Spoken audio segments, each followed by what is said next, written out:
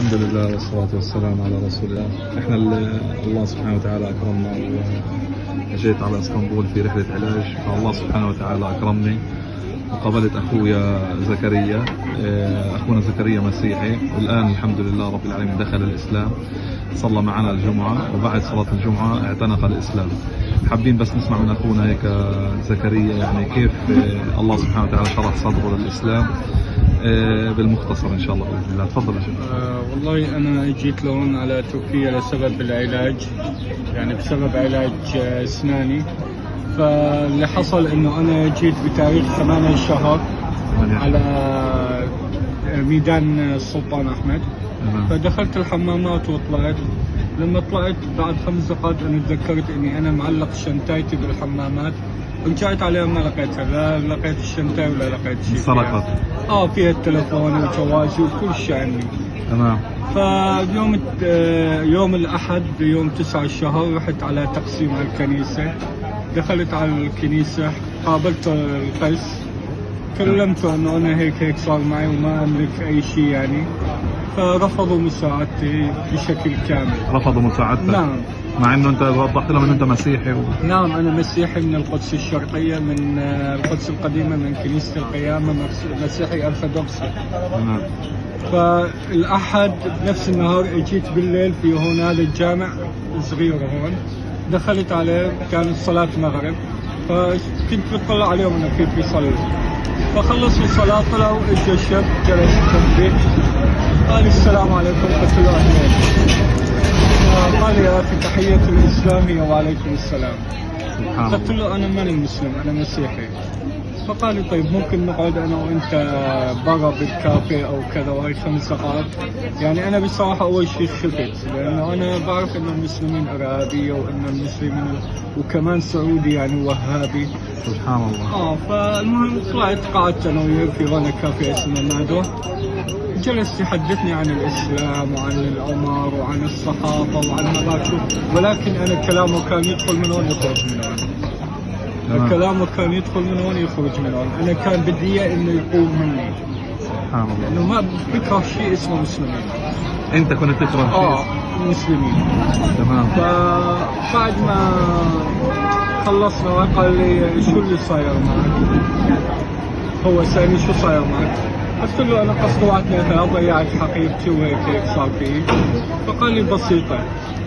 قلت له شو هو البسيط يعني؟ انا عم بقول لك راحت حقيبتي واحد كل شيء فيني وتقول لي بسيطه. قال لي بسيطه. فاخذني الزلمه على اوتيل اللي انا اول ما نزلت فيه، كمل لي حجز، دفع 3 ايام. الله. 1500 ليره. ما تعرفوا هذا الشاب؟ ما بعرفه. رجع اعطاني النوب 1500، قال لي خليها بجيبك مصروف. ما شاء الله. فقال لي تلفونك راح؟ قلت له نعم. فقال لي بكره الساعه 5 المساء بين 5 و6 اشوفك بنفس الجامع اللي شفتك فيه. فالزلمه ثاني رحت انا على بالاوتيل قعدت. فبالليل صرت افكر اقول انه يعني كيف مسلم يساعد مسيحي. وانا سالته هذا السؤال، قلت له انت مسلم؟ انا مسيحي. شو قال لك؟ قال لي والله شوف انت كنت مسيحي ولا مسلم ولا شو ما كنت، هاي بينك وبين ربك. انا ربي امرني اني بساعد المحتاج، وهاي انا ربي ساعدتك فقط، ما له علاقه بديانتك.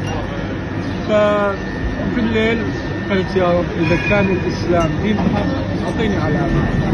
ما شاء الله. فوالله نمت وجاني شخص بالمنام لحيه سوداء، ما شاء الله، يلبس عمامه خضراء ضخم. ما شاء الله. فقال لي يا زكريا الله واحد. الله واحد. الله واحد. والله 3 مرات. لما فقت من النوم، كيف لما انت تدخل على الحمام وتصب على حالك مي جسمك كله مي، انا فتحت يا الله. جسمي عاري بصب عرق مو طبيعي. فاستنيت لثاني يوم، اجى هذا الشخص فعلا، اجى على الموعد، جاب لي هذا التلفون. هذا ما شاء الله. بدون مقابل؟ بدون مقابل بدون كل شيء. قال لي انا عندي تلفونين، ولكن هذا عندي تلفون وهذا تلفون. قال لي انا فرمت لك اياه وكل شيء، وهذا الشاحن معه، وحطيت لك فيه سيم الكارت. والله العظيم. فقال لي ولكن هو ما هو التلفون الفخم. فقلت له يا اخي الحمد لله، الله يجزيك الخير. فالحمد لله ظليت على تواصل مع هذا الشخص وصار يحدثني، فكمان جاب لي كتب قصص القرآن، رياض الصالحين، السيرة النبوية، حياة عمر عن السنة النبوية. فجاب لي كتب قال لي اقرأ شوف، يعني إذا بدك تفكر بعقلك وشوف الإسلام دين حق ولا لا.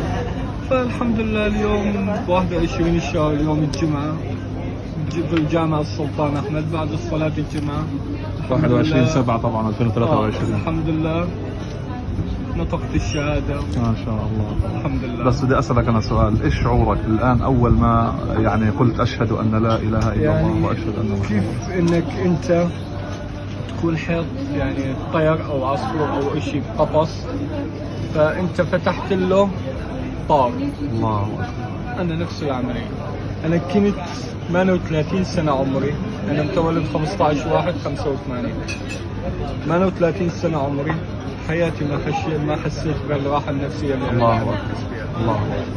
عايش بكآبة، بخنقة، مع إنه كل شيء متوفر، مع إنه متوفر الخمرة، كل شيء، متوفر الخمرة، النساء، البنات، متوفر. الكبريهات، الكله، ولكن تفضل عندك خنقة. يا الله. أنا اليوم بعد الشهادة حسيت إنه راحة نفسية عمري ما حسيت. سبحان الله. أسأل الله أن الله يشرح صدرك للإسلام كمان كمان. طب إيش نصيحتك يعني للي بيشوف الفيديو هذا؟ والله النصيحة إنه يفكرون، لا يأخذون الكلام القسيسين ولا الرهبان وعلى فكرة أنا راح أقول شغلة، القسيسين ولا الرهبان هاي يعرفون حق اليقين إنه محمد رسول وإنه الإسلام حق، ولكن الكبر إحنا اللي يمنعنا. الله أكبر. اللي عملنا هو الكبر. شو كانوا يدرسوكم عن الإسلام؟ كانوا يدرسون إن المسلمين إرهابيين، إن المسلمين يقتلون، إن المسلمين يذبحون.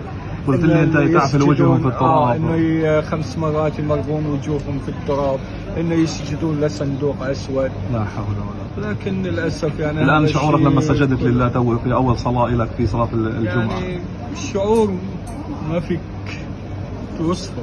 سبحان الله. ما فيك توصفه. وأنا والله ولا بحكيها إنه لو والله لو أملك 100 روح بهاللحظة هاي والله أقدمها في سبيل إظهار حقيقة. الله واحدة. أكبر. الله أكبر. الله أكبر. والله يعني دين حق. سبحان الله. ساعات قليلة يقدم روحه في سبيل الله، في سبيل انه يظهر انه الاسلام دين حق. هذا شيء والله يعني طيب. الله يبارك فيك شيخ زكريا. اسال الله ان الله سبحانه وتعالى يعني يعوضك عوض خير على اللي فقدته هيك. لا انت فقدت مال لكن وجدت اسلام، وهذه نعمه كبيره يعني من الله. بعد ما اسلمت انا هلا كنت جالس معكم اكل وانا بجيب وانا اكل معك، انا راح فكري لشغله، قلت سبحان الله يعني ربي جابني لهالمكان هذا مشان اضيع الحقيبه، مشان اروح على الكنيسه ما تساعدني، مشان ارجع على المسجد، مشان يلتقي بهذا الشخص ليكون هذا الشخص هو السبب. ما شاء الله. يعني احنا بنوصل سلامنا له الشخص هذا الشاب السعودي، الله يتقبل منه ان شاء الله، يكون ان شاء الله في ميزان حسناته. وانت اخونا واحنا بنفتخر فيك ونفتخر في امثالك والله في دين الاسلام. اسال الله ان الله يتقبل منا ومنك صالح الاعمال ان شاء الله. وبارك الله فيك حبيبي.